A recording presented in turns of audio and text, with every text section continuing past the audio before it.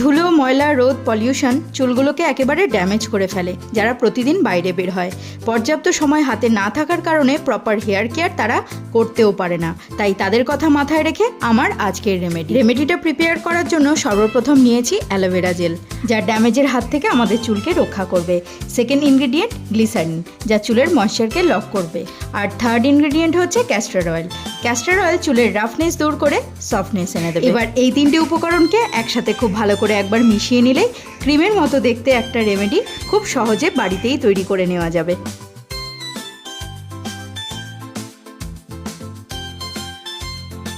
চলো এবার রেমেডিটা অ্যাপ্লাই করি।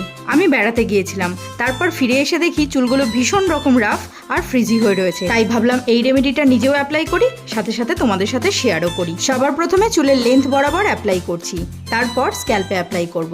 আস্তে আস্তে দেখবে যত অ্যাপ্লাই করবে তত দেখবে চুলটা খুব স্মুথ হয়ে যাচ্ছে, আর চিরুনি দিয়ে আঁচড়ানোর কোনো প্রয়োজন নেই। হাত দিয়েই খুব সুন্দরভাবে চুলের জট ছেড়ে যাচ্ছে। প্রথমবার অ্যাপ্লিকেশনেই দেখবে চুলটা কতটা সফট আর স্মুথ হয়ে গেছে, কোনো রকম কোনো জটও পড়ছে না চুলে। খুব ইজিলি তুমি হাতের আঙুল দিয়ে চুলটা ছাড়িয়ে নিতে পারবে। এবার আধ ঘন্টা এইভাবে রেখে দাও, তারপর শ্যাম্পু করে নাও।